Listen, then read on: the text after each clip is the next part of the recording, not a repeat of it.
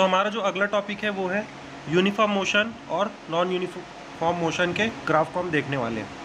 तो uniform motion actual में क्या है, यूनिफॉर्म मोशन वर्ड का मतलब क्या है? तो यूनिफॉर्म मोशन क्या है, अगर कोई बॉडी ट्रैवल कर रही है किसी स्पीड में, तो अगर वो सेम डिस्टेंस और सेम टाइम इंटरवल लगना चाहिए उसको। जैसे कि मैं एग्जांपल बताता हूँ आपको।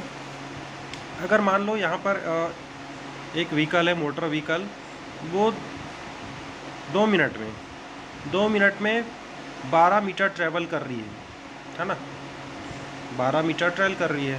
तो इसका स्पीड क्या होगा इस मोटर व्हीकल का? 12 मीटर पर मिनट पर 2 मिनट, 12 मीटर पर 2 मिनट। हर एक 2 मिनट में कितना डिस्टेंस कवर कर रही है वो? 12। वैसे ही फिर क्या है, पर 4 मिनट में वो 24। मतलब क्या है, स्पीड यहाँ पर सेम है जो मोटर व्हीकल है उसका, और वो सेम डिस्टेंस ट्रैवल कर रही है सेम टाइम में। हर 2 मिनट में वो 12 मीटर ट्रैवल कर रही है। तो ये हो गया यूनिफॉर्म स्पीड, ठीक है। अब यही अगर नॉन यूनिफॉर्म की बात की जाए तो इस ग्राफ में देख सकते हैं अब 2 मीटर में वो कितना ट्रैवल किया, 0.5 से भी कम मीटर है। ये इन मीटर दिया डिस्टेंस और ये टाइम। तो इस ग्राफ को अगर हम देखें तो 2 मिनट में वो 0.1 मीटर भी ट्रैवल नहीं किया है, 0.1 बोलता हूँ, सॉरी। तो देखिए यहाँ पर 4 है तो यहाँ 2 होना चाहिए। तो उसने लगभग 0.5 मीटर, कुछ आधा मीटर डिस्टेंस ट्रैवल किया 2 में। फिर 4 मीटर में उसने कितना ट्रैवल किया? 1 मीटर। लेकिन 6 मीटर में देखो 4 से ज़्यादा कर रहे हैं। मतलब क्या है, वेरिएशन। सेम स्पीड में क्या कर रहा है वो, उतना डिस्टेंस कवर नहीं कर रहा है। तो ये क्या है, नॉन यूनिफॉर्म है। 2 पैरामीटर का ध्यान रखना पड़ता है हमको जब यूनिफॉर्म की बात करते हैं। पहला है डिस्टेंस, दूसरा है टाइम। तो जैसे मैंने फर्स्ट ग्राफ में बताया आपको कि 2 मिनट में 12 मीटर ट्रैवल कर रहा है, तो 12 मीटर पर मिनट उस व्हीकल की स्पीड है, पर 2 मिनट है ना। तो 6 मीटर पर मिनट, 6 मीटर 1 मिनट में पहुँच। फिर क्या है नेक्स्ट टॉपिक, एक्सेलरेशन। तो वेलोसिटी पढ़ लिए, स्पीड पढ़ लिए, अब हमें पढ़ना है acceleration. Acceleration is nothing but a ratio of velocity and time. चलो समझते हैं, है ना। In general, what difference can you see in the cars that run on roads and racing car that runs on a track? अब आपको इसमें क्या difference दिखता है कि जो सिंपल कार होती है जो रोड में चलती है और जो रेसिंग कार्स होते हैं उनमें, तो उन दोनों के एक्चुअली सबसे जो मेन डिफरेंस है दोनों में क्या रहता है, स्पीड का। जो रेसिंग कार है ऑब्वियस है कि हाई स्पीड रहेगी, और जो जनरल कार्स है वो लो स्पीड कार, ठीक है, नॉर्मल। तो हमें ये देखने को मिलता है कि दोनों कार में जो डिफरेंस है वो है पिकअप का रहता है। अच्छा, पिकअप को आप कैसे समझेंगे? अच्छा, पिकअप अगर आप गाड़ी चलाते होंगे तो देखेंगे कि हम जब भी क्या है अपनी स्कूटी या फिर बाइक स्टार्ट करते हैं, तो जैसे ही हम एक्सेलरेटर देते हैं तो तुरंत वो क्या बोलती है, स्पीड पकड़ लेती है तुरंत।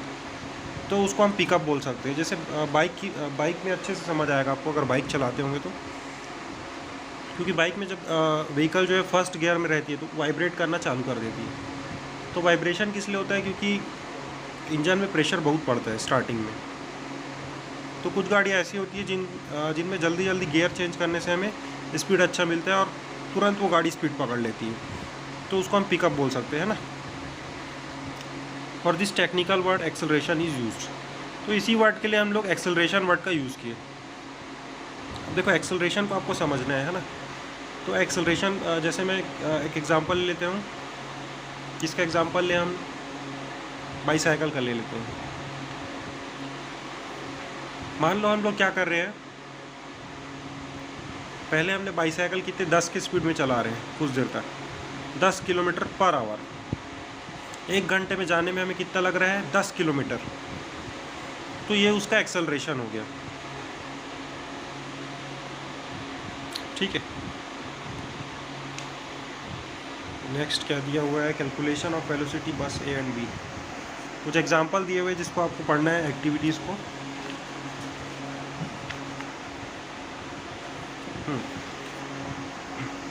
देखो, एक्सेलरेशन क्या होता है, change in velocity upon time interval. If an object is moving with velocity u and in time t its velocity changes to v, then its acceleration is equals to V minus U upon T. V क्या है मालूम, final velocity बोल सकते हैं हम लोग, या फिर मूविंग वेलोसिटी। और यू क्या है इसमें, इनिशियल वेलोसिटी।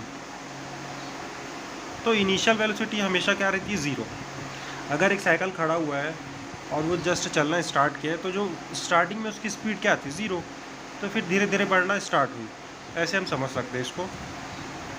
या फिर एक कार की बात कर लो, कोई कार खड़ा हुआ है, अब उसको हमने ड्राइव करना स्टार्ट किया तो कार की स्पीड बढ़ी, एक्सेलरेट हुआ, तो उसमें इनिशियल वेलोसिटी क्या थी कार की, ज़ीरो, क्योंकि कार स्टैंड था। फिर कार रनिंग में है ना, तो फाइनल वेलोसिटी को हम लोग हमेशा लेके चलते फॉर्मूले में। तो इसलिए लिखा है, देखो ऊपर डेफिनेशन में इसलिए लिखा है change in velocity upon time interval. Acceleration denoted by A से डिनोट करेंगे। अच्छा, ऐसा यूनिट क्या है, वेलोसिटी का जो ऐसा यूनिट है हमने डिस्कस किया था मीटर पर सेकेंड। तो देखिए मीटर पर सेकेंड वेलोसिटी का तो पुट कर देंगे अपॉन सेकेंड, मीटर पर सेकेंड स्क्वायर, क्योंकि टाइम इसमें दो बार आएगा। वेलोसिटी का फॉर्मूला क्या है, distance travel displacement upon time, ठीक है। तो डिस्प्लेसमेंट अपॉन टाइम और ये अपॉन में टाइम 2 टाइम्स हो गया, तो मीटर पर सेकेंड स्क्वायर, ये एक्सेलरेशन का यूनिट हो गया। अब एक्सेलरेशन भी दो हो सकते हैं, एक निगेटिव और एक पॉजिटिव। नेक्स्ट टॉपिक है हमारा इक्वेशन ऑफ मोशन। ये एकदम बेसिक टॉपिक है और ये इसमें 3 इक्वेशन हमें फाइंड करने हैं वेलोसिटी टाइम रिलेशन से, है ना। तो सबसे पहले इसमें जो सपोज किया गया है उसको याद करेंगे, आप याद रखना है आपको। जैसे टाइम के लिए हम लोग टी क्या है, टाइम इंटरवल है, यू है initial velocity, V final velocity, A acceleration of the object in time t, s is a distance covered by the object।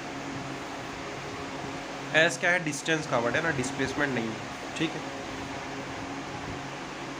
सबसे जो पहला रिलेशन है वो है velocity time relation in a uniform accelerated motion, ठीक है।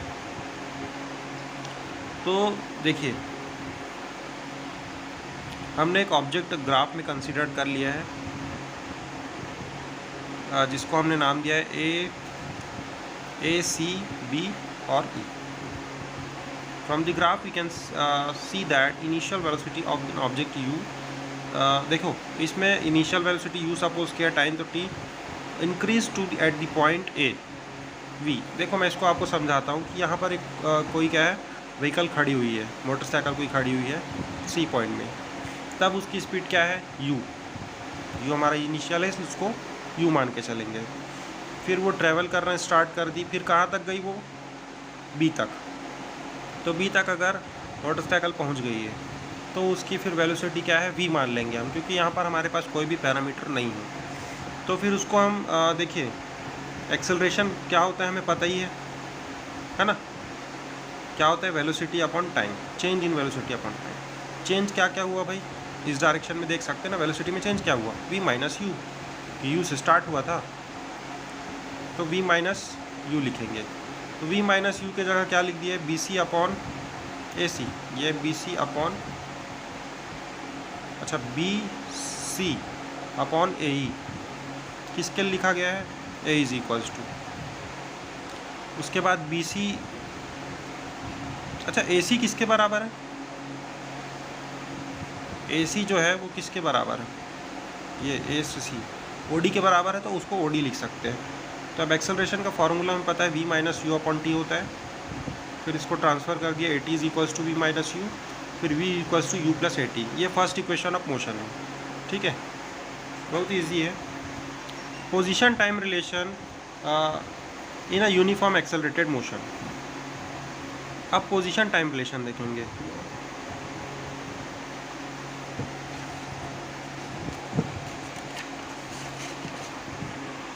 तो फर्स्ट इक्वेशन ऑफ मोशन को यूज़ करके 2 इक्वेशन ऑफ मोशन और सॉल्व किए हैं, जिसको आपको सॉल्व करके देखना है कॉपी में, एक बार प्रैक्टिस कर लेंगे और फिर उसके बेसिस में आपको क्वेश्चन पूछने वाला है थ्योरी में। लास्ट टॉपिक क्या है भाई, सर्कुलर मोशन। सर्कुलर मोशन, अच्छा फैन किस मोशन में चलता है भाई, सर्कुलर मोशन में। जो हमारी साइकिल है उसका जो व्हील है वो भी सर्कुलर मोशन में ड्राइव होता है, जितने भी मोटरसाइकिल है, कार है, वो सब भी सर्कुलर मोशन उसमें भी हमें देखने को मिलता है। We know the motion of an object is accelerated. Its velocity changes. What are the ways by which a change in velocity can take place? There are three possible situations for change in velocity. क्या क्या possible है? When there is a change in the value of velocity, but the direction of motion is constant. अगर velocity में change हो रहा है लेकिन direction of motion जो है वो कांस्टेंट रहेगा। व्हेन द वैल्यू, अच्छा देखो फर्स्ट को हम लोग कैसे समझेंगे, change in the value of velocity. Velocity की वैल्यू चेंज हो रही है लेकिन मोशन कांस्टेंट रहेगा, तो ये खाली सर्कुलर मोशन में ही तो हो सकता है क्या? क्योंकि अगर सर्कुलर मोशन ना हो और कोई बॉडी स्ट्रेट ड्राइव में क्या कर रही है, मोशन कर रही है, तो उसमें वेलोसिटी चेंज होगा तो उसकी स्पीड बढ़ेगी। लेकिन अगर इसी बात को हम सर्कुलर मोशन के लिए करें, टॉपिक भी ऑब्वियस है वही बात है सर्कुलर मोशन, तो सर्कुलर मोशन में क्या होगा, मोशन कांस्टेंट रहेगा। क्योंकि वो भाई अगर कोई व्हील है तो वो गोल ही गोल तो घूमेगा ना, सर्कुलेट होगा खाली। सर्कुलर मोशन में है तो वो राउंड होगा खाली, अगर स्ट्रेट मोशन में रहता तो नहीं होता। सेकेंड है value of velocity is constant but the direction of motion changes. अच्छा देखो, value of velocity is constant. Velocity constant मतलब अगर कोई ऑब्जेक्ट मूव कर रहा है किसी डायरेक्शन में विद इन स्पीड ऑफ मान लो 45 किलोमीटर पर आवर मान लिए, तो वो सेम स्पीड में चलते रहेगा, यही तो लिखा है क्या। But the direction of motion change, अब डायरेक्शन ऑफ मोशन चेंज हो रहा है। अच्छा डायरेक्शन ऑफ मोशन चेंज कैसे हुआ, देखो अगर सर्कुलर मोशन में रहता तो एक ही डायरेक्शन में घूमता, वो सर्कुलेट होता तो एक ही डायरेक्शन में घूमता, लेकिन डायरेक्शन ऑफ मोशन चेंज हो रहा है मतलब वहाँ पर जो वेलोसिटी का डायरेक्शन है वो भी चेंज हुआ है, इसलिए उसका जो मोशन है डायरेक्शन वो भी चेंज हो रहा है। When there is a change in the value of velocity as well as the direction of motion of the object, now you can think of circular motion, where in a uniform motion the value of the velocity remains constant but there is continuous change in the direction of motion। देखो इन्हीं case में क्या है, फिर से velocity constant है और direction of motion change हो रहा है ना। तो ये दूसरे ऑब्जेक्ट की बात है फिर इसमें।